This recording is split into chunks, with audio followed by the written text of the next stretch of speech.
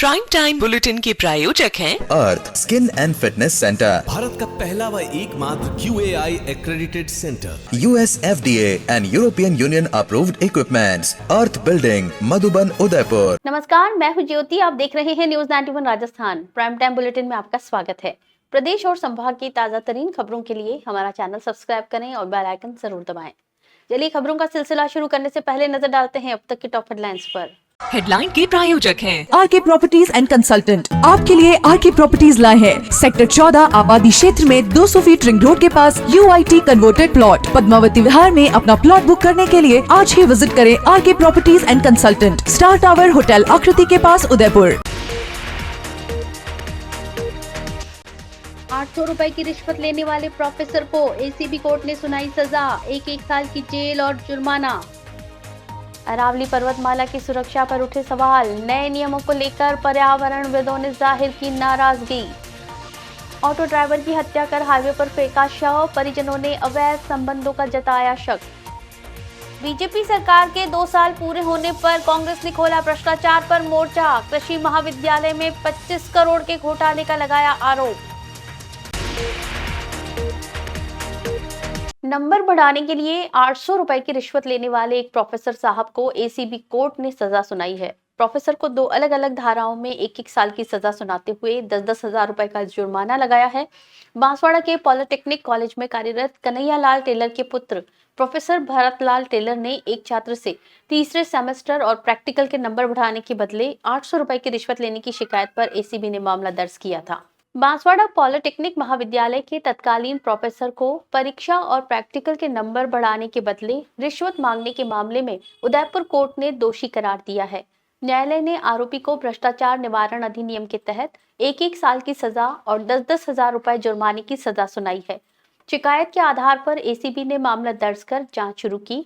सुनवाई के दौरान अभियोजन पक्ष की ओर से 13 गवाहों के बयान दर्ज कराए गए और 30 दस्तावेज न्यायालय में पेश किए गए। दोनों पक्षों की दलीलें सुनने के बाद भ्रष्टाचार निवारण अधिनियम के विशेष न्यायालय के पीठासीन अधिकारी मनीष अग्रवाल ने आरोपी भरतलाल टेलर को दोषी करार दिया है। कोर्ट ने आरोपी को भ्रष्टाचार निवारण अधिनियम की धाराओं 7 और 13 (1) (D) PC एक्ट धारा 13 (2) के तहत दोनों धाराओं में 1-1 वर्ष की सजा और 10-10 हजार रुपए के जुर्माने से दंडित किया है। अभियोजन पक्ष के द्वारा कुल 13 गवाह के बयान करवाए गए और 30 दस्तावेज को प्रदर्शित करवाया गया। न्यायालय के द्वारा आज दिनांक पीठासीन अधिकारी श्री मनीष अग्रवाल के द्वारा आरोपी भरतलाल टेलर को धारा 7, 13(1) D व 13(2) PC एक्ट में सजा सुनाते हुए दोनों धाराओं में 1-1 साल की सजा व 10-10 हजार रुपए के जुर्माने से दंडित किया। राजस्थान में अरावली पर्वतमाला के महत्व और संरक्षण को लेकर चिंता बढ़ती जा रही है। विशेषज्ञ और पर्यावरणविद कोर्ट के फैसले पर चिंता व्यक्त कर रहे हैं, जिसके तहत 100 मीटर से कम ऊंचाई वाली पहाड़ियों को पहाड़ी नहीं माना जाएगा। उनका कहना है कि इससे छोटी पहाड़ियों पर खनन और अन्य गतिविधियों के लिए रास्ता साफ हो जाएगा। अरावली की अधिकांश पहाड़ियां इस श्रेणी में आती हैं, जिससे पूरे पर्वत श्रृंखला और स्थानीय जल स्रोतों पर गंभीर खतरा उत्पन्न हो सकता है। अरावली पर्वतमाला, जो विश्व की सबसे पुरानी पर्वत श्रृंखलाओं में से एक है, राजस्थान और आसपास के राज्यों के लिए जल संचयन और भूजल स्तर बनाए रखने में महत्वपूर्ण भूमिका निभाती है। ये पहाड़ बारिश के पानी को रोकते हैं, जिससे नदियां बहती हैं और भूजल धीरे धीरे रिसकर कुओं और सिंचाई में काम आता है। इसके अलावा अरावली से अनेक बहुमूल्य जड़ी बूटियां और वनस्पतियां भी प्राप्त होती हैं, जो पारिस्थितिकी तंत्र और स्थानीय जीवन के लिए अत्यंत महत्वपूर्ण है। हालांकि सुप्रीम कोर्ट के एक फैसले ने चिंता बढ़ा दी है। इस फैसले के तहत 100 मीटर से कम ऊंचाई वाली पहाड़ियों को पहाड़ी नहीं माना जाएगा।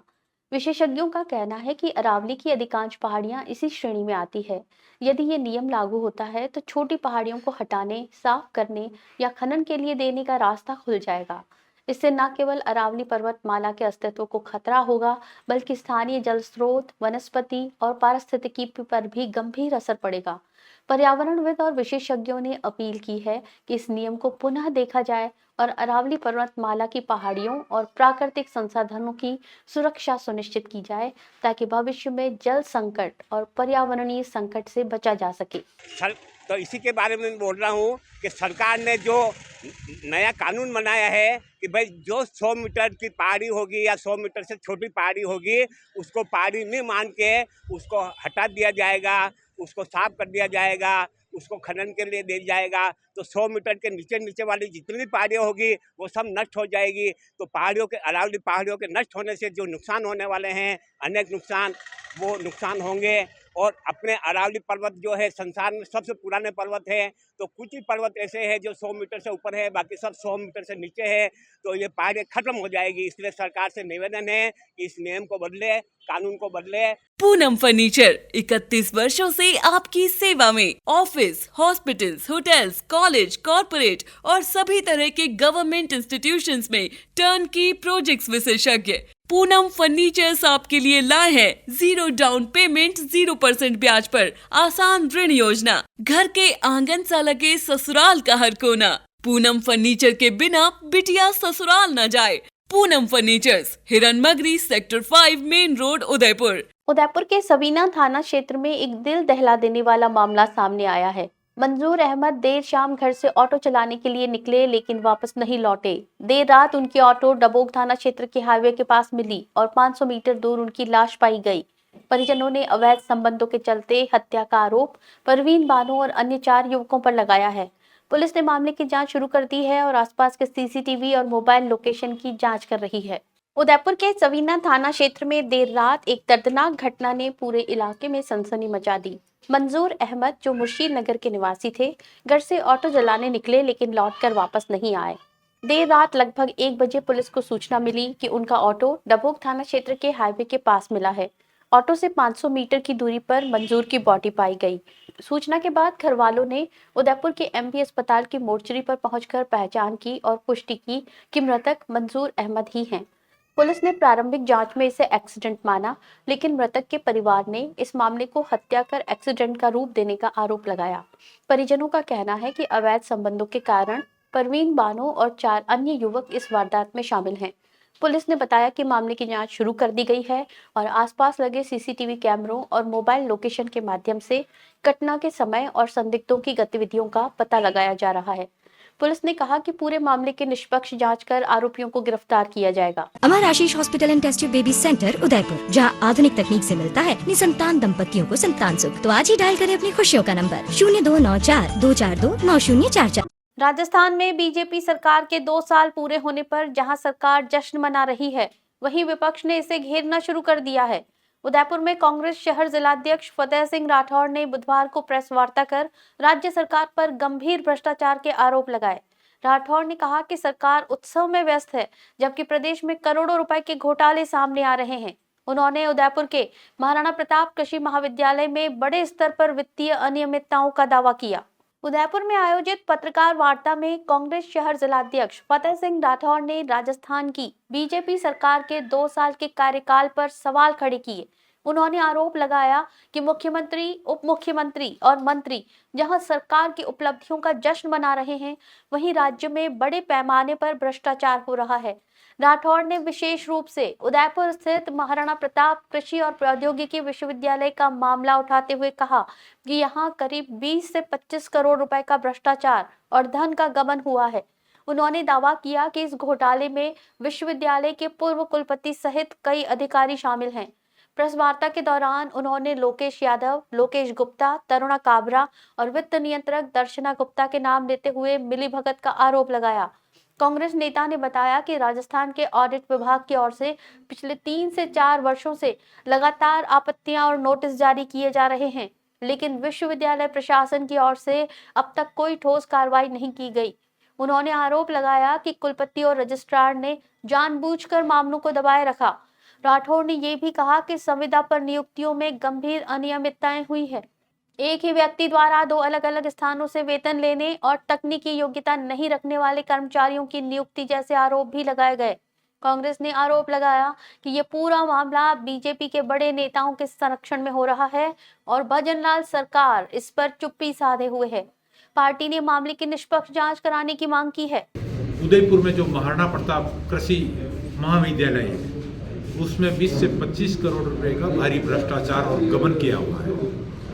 मुख्य रूप से देखा जाए कि जिस तरह से हमारे राजस्थान के पूर्व निर्माता आदरणीय मोहनलाल जी सुखाड़िया साहब ने उदयपुर में कृषि महाविद्यालय की स्थापना करी, ये सोच के कि जनजाति के लोगों का फायदा होगा, किसानों का फायदा होगा, लेकिन यहाँ पर बैठे हुए अधिकारी, जिसमें पूर्व कुलपति महोदय भी संदेह के घेरे में लोकेश जी यादव, लोकेश जी गुप्ता और तरुणा जी काबरा, एक मंगल एंटरप्राइजेज, मतलब दर्शना जी गुप्ता जो वित्त नियंत्रक जो है, उनके द्वारा भी बार बार इनको लेटर दिए गए हैं। राजस्थान की जो ऑडिट विभाग की टीम ने ये 3-4 साल से लगातार इनको नोटिस दे रहे हैं, वो भी मैं आप सभी को उपलब्ध करा रहा हूँ कि इतना बड़ा घोटाला है, लेकिन आज दिन तक इस विद्यालय के कुलपति ने और ना ही रजिस्ट्रार ने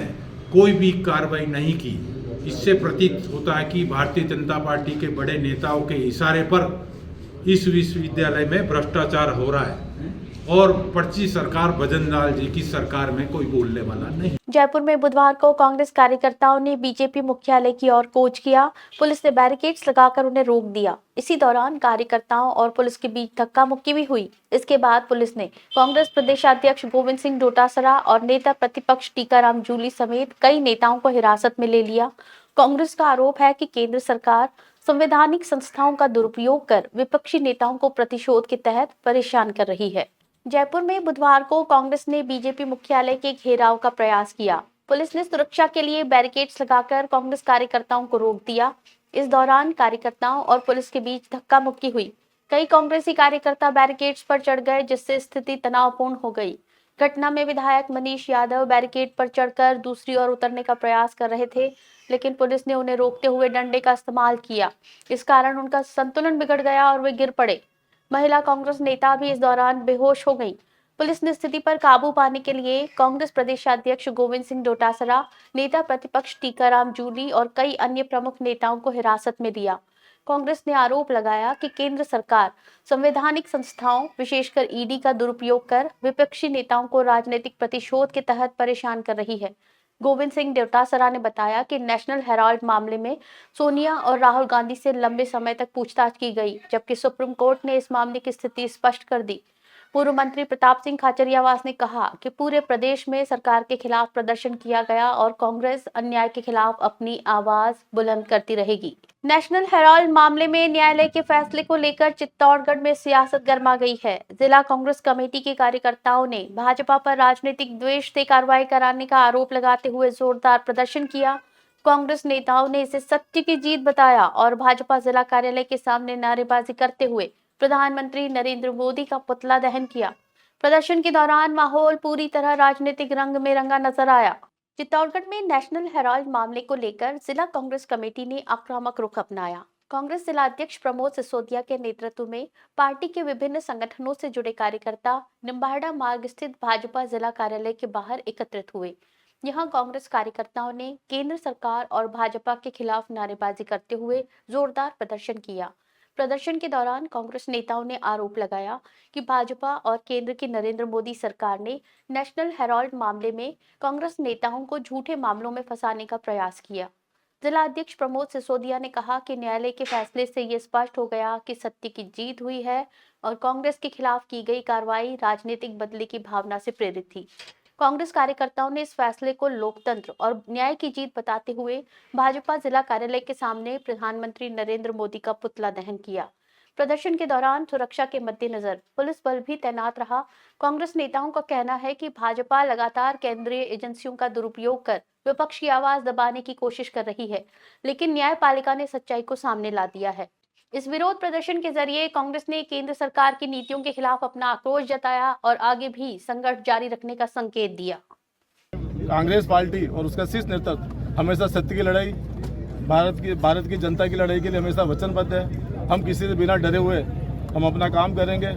मुख्यालय पे हमें एसी द्वारा पीसी द्वारा मार्गदर्शन दिए गए थे कि हमें जिला मुख्यालय भाजपा पे पुतला देने का प्रोग्राम था, हमें विरोध प्रदर्शन करना था, ईडी के खिलाफ बोलना था, भाजपा के नेताओं के खिलाफ बोलना था। मोदी जी के पुतला का देन हमने सबने यहाँ किया है। उदयपुर में राजस्थान पेंशनर समाज द्वारा पेंशनर दिवस मनाया गया। कोषाध्यक्ष वरदान मेहता ने कार्यक्रम में कहा कि पेंशन किसी भी प्रकार की भीख नहीं बल्कि कर्मचारियों द्वारा उनके सेवाकाल के दौरान दिया गया कानूनी हक है। इस दौरान पेंशनर समाज ने सरकार से लंबित मांगों को शीघ्र पूरा करने की भी मांग की। उदयपुर में राजस्थान पेंशनर समाज ने बुधवार को पेंशनर दिवस मनाया। पेंशनर समाज के कोषाध्यक्ष वरदान मेहता ने बताया कि ये दिन केवल सम्मान का प्रतीक नहीं है बल्कि कर्मचारियों के सेवा काल के दौरान अर्जित पेंशन के कानूनी हक को याद दिलाने का भी दिन है। उन्होंने स्पष्ट किया कि पेंशन भीख नहीं बल्कि कर्मचारियों का अधिकार है, जिसे सुप्रीम कोर्ट के ऐतिहासिक निर्णय ने भी मान्यता दी है। वरदान मेहता ने कहा कि उदयपुर जिले में लगभग 25,000 पेंशनर हैं, जिनकी समस्याओं और मांगों को लेकर संगठन समय समय पर सरकार को ज्ञापन सौंपता आया है। उन्होंने सरकार से लंबित पेंशन भुगतान, वृद्धावस्था भत्ता और अन्य सुविधाओं की पूर्ति करने की भी मांग की। संगठन के अध्यक्ष भंवर सेठ और उपाध्यक्ष लक्ष्मी नारायण श्रीमाली के नेतृत्व में पेंशनर समाज पेंशनरों के हितों के लिए सदैव सक्रिय रहता है। वरदान मेहता ने यह भी कहा कि यदि आवश्यक हुआ तो पेंशनर हितों के लिए संगठन सड़कों पर भी संघर्ष करने से पीछे नहीं हटेगा। कार्यक्रम के दौरान पेंशनरों ने एकजुटता का संदेश दिया और सरकार और समाज के सामने अपनी समस्याओं और हक की मांगों को प्रभावी ढंग से रखा। इस अवसर पर पेंशनर समाज ने ये संकल्प भी लिया कि वे लगातार पेंशनरों के अधिकारों के लिए आवाज उठाते रहेंगे और समाज में उनके महत्व को बढ़ावा देंगे। क्योंकि उदयपुर में करीब 25,000 पेंशनर्स हैं और उनके लिए हमारे अध्यक्ष भंवर जी सेठ, उपाध्यक्ष श्री कृष्णचंद्र जी श्रीमाली और हम लोग प्रतिदिन जिला कलेक्ट्रेट कार्यालय में हम बैठे रहते हैं और लोगों की सेवा के लिए तत्पर रहते हैं। उदयपुर जिले के झाड़ोल थाना क्षेत्र में घर में घुसकर जानलेवा हमला करने के मामले में पुलिस को बड़ी सफलता मिली है। घटना के बाद से 6 महीने से फरार चल रहे एक आरोपी को पुलिस ने गिरफ्तार कर लिया है। मामला हथियारों के साथ घर में घुसकर मारपीट और गंभीर चोट पहुंचाने से जुड़ा है। पुलिस अब आरोपी से पूछताछ कर पूरे घटनाक्रम की कड़ियां जोड़ने में जुटी है। झाड़ोल थाना क्षेत्र के चतरपुरा गांव में बीती 13 जून की रात हुए सनसनीखेज हमले के मामले में पुलिस ने 6 महीने से फरार चल रहे आरोपी को गिरफ्तार किया है। पीड़ित मुंशीलाल ने 14 जून को झाड़ोल थाने में रिपोर्ट दर्ज कराई थी कि वो और उसका भतीजा रात करीब 11 बजे घर के अंदर मौजूद थे। इसी दौरान कुछ लोगों ने अचानक घर के किवाड़ जोर जोर से बजाए। जैसे ही दरवाजा खोला तो देवीलाल, नीमा, प्रवीण, किशन, ईश्वर, नरेश सहित 6-7 नकाबपोश लोग कुल्हाड़ी, लाठी और अन्य हथियारों से लैस होकर घर में घुस आए और हमला कर दिया। हमले में किशन ने कुल्हाड़ी से मुंशीलाल के सिर पर वार किया, जिसके बाद सभी आरोपियों ने मिलकर लात घूंसे मारे। बीच बचाव में आए भतीजे के साथ भी मारपीट की गई, जिससे दोनों को गंभीर चोटें आई। इस मामले में झाड़ोल थाने में प्रकरण दर्ज कर जांच शुरू की गई थी।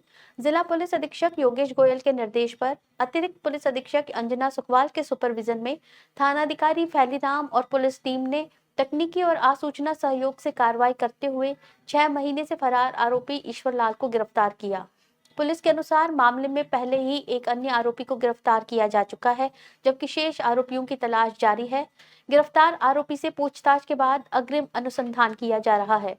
उदयपुर के एमबी चिकित्सालय के जनाना अस्पताल से जुड़ा बड़ा मामला अब भ्रष्टाचार निरोधक ब्यूरो तक पहुंच गया है। जर्जर भवन पर एक अतिरिक्त फ्लोर बनाकर करोड़ों रुपए खर्च करने के प्रकरण में एसीबी को एफआईआर दर्ज कर जांच के निर्देश दिए गए हैं।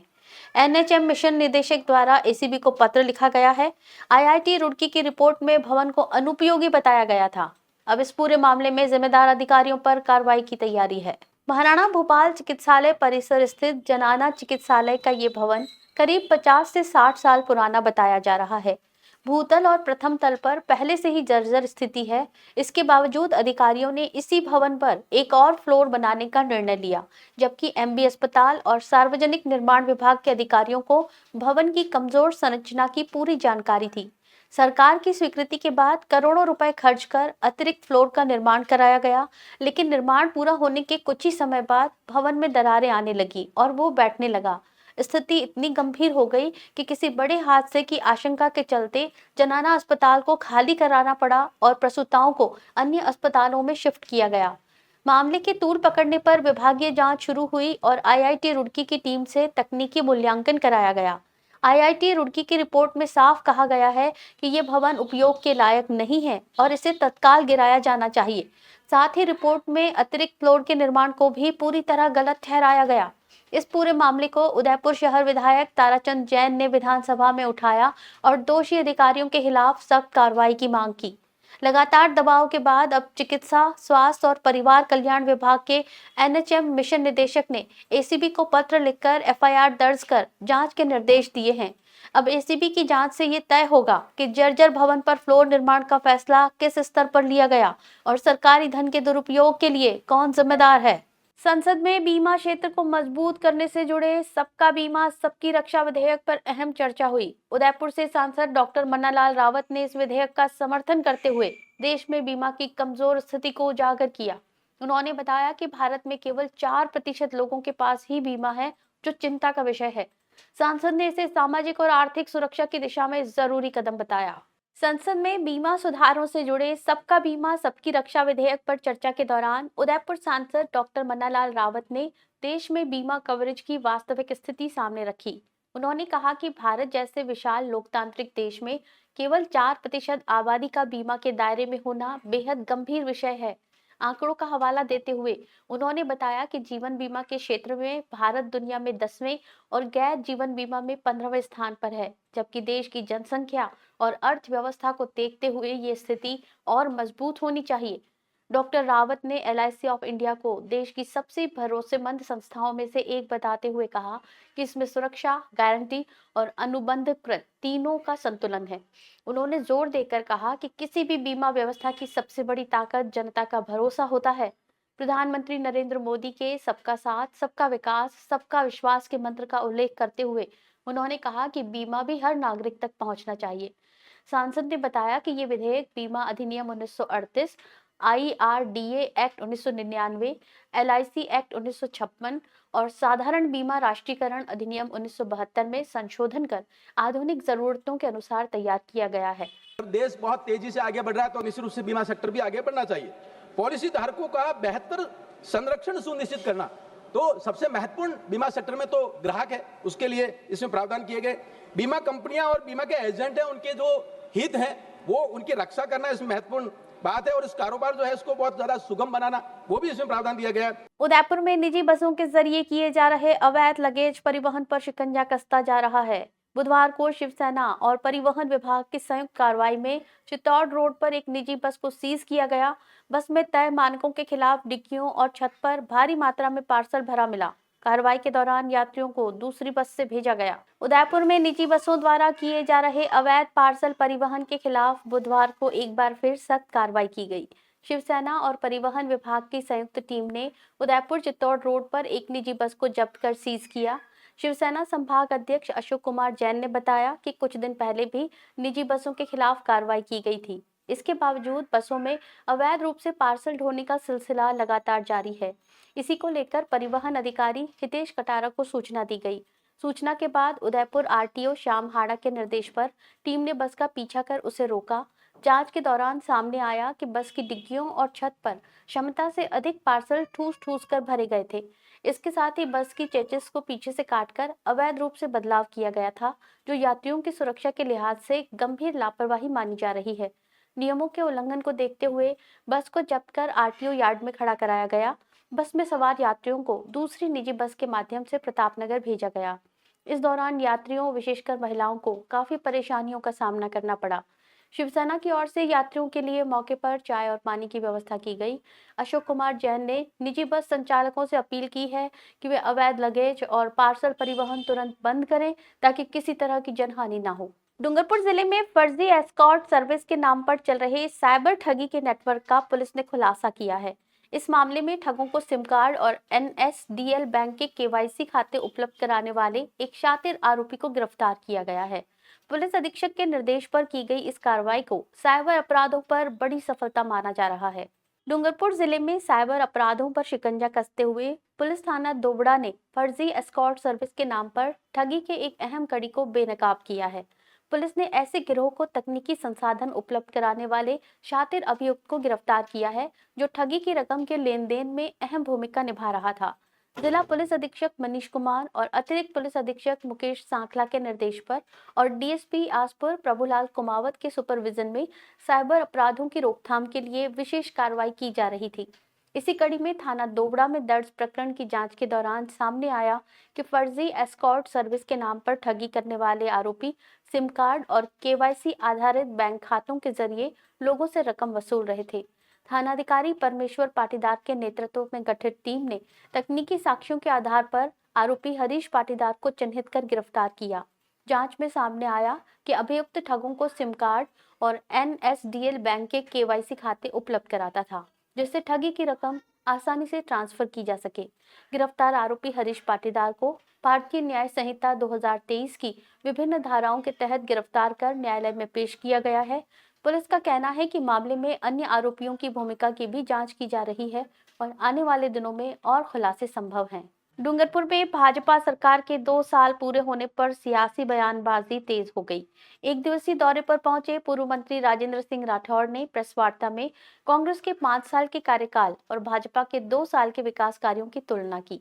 उन्होंने भर्ती प्रक्रिया, भ्रष्टाचार, मनरेगा और आगामी चुनावों को लेकर विपक्ष पर तीखे सवाल उठाए। डूंगरपुर में बुधवार सुबह सर्किट हाउस में आयोजित प्रेस वार्ता के दौरान पूर्व मंत्री राजेंद्र सिंह राठौड़, प्रदेश भाजपा महामंत्री मिथिलेश गौतम और संभाग प्रभारी महेंद्रजीत सिंह मालविया ने राज्य की भाजपा सरकार के 2 वर्ष के कार्यकाल को उपलब्धियों से भरा बताया। राठौड़ ने कांग्रेस के 5 साल के शासन से तुलना करते हुए कहा कि अब युवाओं के सपनों को पेपर लीक से बर्बाद नहीं किया जाता। पहले पर्ची और खर्ची से नौकरियां दी जाती थी, जबकि अब भर्ती प्रक्रिया पारदर्शी है और आगामी वर्ष का भर्ती कैलेंडर भी जारी किया जा चुका है। राठौड़ ने भारत आदिवासी पार्टी पर जातिगत राजनीति करने और आदिवासी युवाओं को भड़काने के आरोप लगाए। उन्होंने दावा किया कि विधानसभा में सवाल पूछने के नाम पर पैसे लेने के मामले सामने आए हैं। साथ ही आगामी पंचायती राज और नगर निकाय चुनावों में भाजपा की जीत का भरोसा भी जताया। पूर्व मंत्री ने बताया कि भाजपा की ओर से प्रदेश की 200 विधानसभा सीटों पर विकास रथ निकाले जा रहे हैं, जिनके माध्यम से 2 साल का पूरा लेखा जोखा विधानसभा और पंचायत समिति स्तर पर जनता के सामने रखा जा रहा है। कांग्रेस को चुनौती देते हुए उन्होंने कहा कि विकास पर चर्चा अल्बर्ट हॉल में नहीं बल्कि फरवरी में विधानसभा की बहस में होगी। विधायक निधि में कमीशन के आरोपों पर राठौड़ ने कहा कि मुख्यमंत्री की जीरो टॉलरेंस नीति के तहत 3 अधिकारियों की कमेटी जांच कर रही है और संबंधित विधायक निधि को फिलहाल फ्रीज किया गया है। मनरेगा के बकाया भुगतान, योजना में बदलाव, SIR प्रक्रिया और सामाजिक योजनाओं को लेकर भी उन्होंने सरकार की स्थिति स्पष्ट की और जल्द समाधान का भरोसा दिलाया। और अब आत्मनिर्भर भारत में किस प्रकार हमारे किसान और मजदूर आत्मनिर्भर हो, उस नाते इसको मॉडिफाइड किया है। इसलिए जब कभी भी बहबूदी होती है, चाहे वो नई श्रम आचार संहिता के कारण से हो, नई शिक्षा नीति के कारण से हो, SIR के कारण से हो, स्वच्छता की राजनीति, पवित्रता की राजनीति जब कभी भी होती है तो कांग्रेसी इसी प्रकार के अनर्गल आरोप लगाने की कोशिश कर। डूंगरपुर जिले में सड़क सुरक्षा और कानून व्यवस्था को लेकर पुलिस ने बड़ा कदम उठाया है। पुलिस ने स्टंटबाजी कर सोशल मीडिया पर वीडियो वायरल करने वाले युवाओं के खिलाफ कार्रवाई की। माही नदी पर बने संगमेश्वर ब्रिज पर की गई इस कार्रवाई में 10 युवकों को गिरफ्तार किया गया और साथ ही 13 पावर बाइक्स को भी जब्त किया गया है। डूंगरपुर जिले में पुलिस अधीक्षक मनीष कुमार के निर्देश पर चलाए जा रहे ऑपरेशन संस्कार के तहत कुआं थाना पुलिस ने युवाओं की खतरनाक स्टंटबाजी पर सख्त कार्रवाई की। ये अभियान विशेष रूप से युवा बाइकर्स, सोशल मीडिया पर रील बनाकर कानून तोड़ने वालों और लापरवाह वाहन चालकों के खिलाफ चलाया जा रहा है। अतिरिक्त पुलिस अधीक्षक मुकेश सांखला और सीमलवाड़ा CO मदन लाल बिश्नोई के सुपरविजन में थानाधिकारी मनोज कुमार के नेतृत्व में पुलिस की अलग अलग टीमों का गठन किया गया। पुलिस को सूचना मिली कि माही नदी पर बने संगमेश्वर ब्रिज पर कुछ युवक तेज रफ्तार पावर बाइक से स्टंटबाजी कर रहे हैं और इन करतबों के वीडियो सोशल मीडिया के विभिन्न ग्रुप्स में पोस्ट कर रहे हैं। इससे राहगीरों और वाहन चालकों के आवागमन में बाधा उत्पन्न हो रही थी। सूचना के आधार पर पुलिस ने मौके पर नाकाबंदी की और स्टंट कर रहे युवाओं को घेराबंदी कर पकड़ा। कार्रवाई के दौरान 10 युवकों को धारा 170 BNSS के तहत गिरफ्तार किया गया। वहीं स्टंट में इस्तेमाल की जा रही 13 पावर बाइक्स को मोटर व्हीकल एक्ट की धारा 207 के तहत जब्त किया गया। पुलिस का कहना है कि सार्वजनिक स्थानों पर इस तरह की स्टंटबाजी न केवल कानून का उल्लंघन है बल्कि जानलेवा भी साबित हो सकती है। आप सबसे अनुरोध है कि तुम भी वहां जाके स्टंटबाजी ना करे और सोशल मीडिया पे वीडियो अपलोड ना करे। चलते चलते फिर नजर डालते हैं अब तक की टॉप हेडलाइंस पर। हेडलाइन के प्रायोजक हैं आरके प्रॉपर्टीज एंड कंसल्टेंट। आपके लिए आरके प्रॉपर्टीज लाए हैं सेक्टर 14 आबादी क्षेत्र में 200 फीट रिंग रोड के पास UIT converted plot. Padmavati Vihar में अपना प्लॉट बुक करने के लिए आज ही विजिट करें RK properties and consultant, star tower hotel Akriti के पास, उदयपुर। 800 रुपए की रिश्वत लेने वाले प्रोफेसर को ACB कोर्ट ने सुनाई सजा, 1 साल की जेल और जुर्माना। अरावली पर्वतमाला की सुरक्षा पर उठे सवाल, नए नियमों को लेकर पर्यावरणविदों ने जाहिर की नाराजगी। ऑटो ड्राइवर की हत्या कर हाईवे पर फेंका शव, परिजनों ने अवैध संबंधों का जताया शक। बीजेपी सरकार के 2 साल पूरे होने पर कांग्रेस ने खोला भ्रष्टाचार पर मोर्चा, कृषि महाविद्यालय में 25 करोड़ के घोटाले का लगाया आरोप। अपने स्मार्टफोन पर प्रदेश भर की खबरों से अपडेट रहने के लिए आज ही हमारा चैनल सब्सक्राइब करें और बेल आइकन जरूर दबाएं। फिलहाल इस बुलेटिन में इतना ही। दीजिए इजाजत ज्योति को। आप देखते रहिए न्यूज़ 91 राजस्थान। नमस्कार।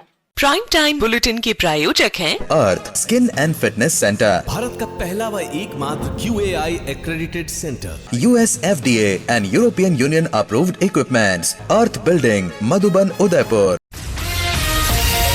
ये है चैनल 91 प्लस नेटवर्क और आप देख रहे हैं न्यूज़ 91। न्यूज़ 91, आवाज हम सबकी।